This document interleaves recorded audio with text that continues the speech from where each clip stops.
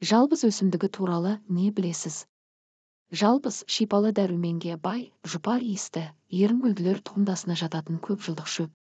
Түсі көбіне жасыл сарғылт, сұры және күлгін. Кейде ақ не алқызыл түстері де кездеседі. Оның жапырақтары бір-біріне қарама-қарсы бағытта орналасады. Ал сабағы тікеледі. Биіктігі 80-100 см.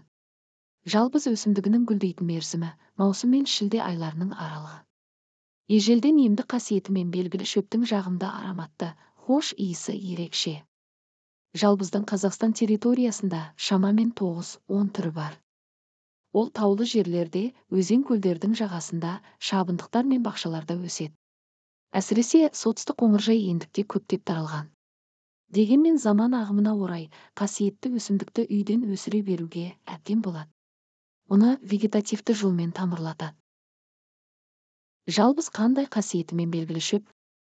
Жалбыз шөбінің ел арасында дала, су, бұйра, кермек және бұрышты секілді түрлері кең танымалдылыққа ие.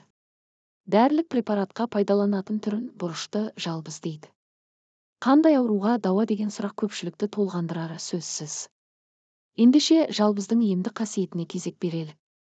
Жалбыз сонау ықылым заманнан ақ адамзаттың пайдасына жараған киелі шөп. Қазіргідей медицина дамымаған уақытта бұл өсімдік ата-бабамызды талай ауру сырқаудан аман сақтап қалған. Жалбыздың дәрілік пайдасы көшпенді тұрмыстан бөлек дамыған ғасырдың медицинасында да дәлелденген. Ол вирустық ауруларды жоюға таптырмас дәрі бола алады. Бәрінен бұрын асқазан, ұйқысыздық және іш ауруын бірден жазады. Тұнбасын ауыз олғанда, қызыл иек қабынғанда, тіс ауырғанда, баспада, жоғарғы тыныс жолдары қабынған кездері қолданып ауызды шаяды. Суық тиген уақытта сүтке қайнатып ішсе, дереу емдейді. Жүрек ауруымен ауыратын кісілердің құлағына алтын сырға күніне 1 шай қасықтан 3 мезгілден 2 ай ішсе, жүрек ауруын дереу емдеп жазады. Тұнбасын ірілі-ұсақты іріңді жарақаттар мен қотырларға таңып тастаса, тез сауықтырады. Мұрыннан қан ағып тоқтамаған кезде де жалбыз шөбін пайдалануға болады. Оның суын мұрынға тамызса, қан тоқтайды. Жиі терлейтін адам егер жалбызды ыстық суға демдеп, ұйықтар алдында ішетін болса, тершеңдігінен айығады. Жалбыз тіс ауруларына бірден-бір ем. Ол тіс пастасының негізгі компоненттері ретінде қолданылады. Жалбызды сондай-ақ косметологияда да пайдаланады. Мәселен, таңертең бетті құбырдан аққан сумен шайғаннан гөрі жалбыздан әзірленген лосьонмен жуған әлдеқайда пайдалырақ. Ваннаға жылы су толтырып, ішіне 5 ас қасық жалбызды 1 литр суға қайнатып қоссаңыз, шаршағаныңызды оңай басады. Жұпар аңқыған иісінен иіс сулар жасайды. Кулинарияда қолданып сан түрлі ас дәмдер әзірлейді. Ароматерапия ретінде пайдаланып, эфир майларымен ауаны жағымды иіске толтыралы. Ескерту: жалбыз қосылған шайды қан қысымы жоғары адамдарға және 6 жасқа толмаған балаларға ішуге болмайды. Жалбыз қандай өсімдік? Жалбыз ерінгүлділер тұқымдасына жататын көп жылдық тамырсабақты, хош иісті өсімдік.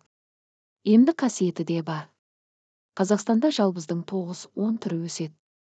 Сабағы тік, жапырақтары қарама-қарсы орналасады. Биіктігі 80-100 см. Сабағы 4 қырлы күрең-күлгін түсті. Жапырағын саусақпен уқалағанда жағымды иіс шығады. Себебі онда 5 эфир майы болады. Маусым мен тамыз айларында гүлдейді. Жалбыздың қандай түрлері бар? Жалбыздың дала, су, бұйра, кермек немесе бұрышты жалбыз сияқты түрлері бар. Дәрілік мақсатта бұрышты жалбыз қолданылады. Дала жалбызы суармалы жерлерде, өзен, көл, бұлақ маңында, шалғындықтар мен тоғайларда, арық бойында өседі. Ол сабынның иісін шығару үшін пайдаланылады.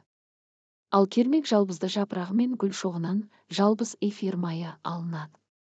Эфир майында 55-ке дейін ментол кездеседі. Бұл майды негізгі құрам бөлігі ментол. Ментол парфюмерияда, косметика жасауда, тамақ өнеркәсібінде, тіс ұнтағы мен пастасын жасауда пайдаланылады. Видеом пайдалы болса қолдап кетіңіз. Лайк басып пікір білдіруді ұмытпаңыз.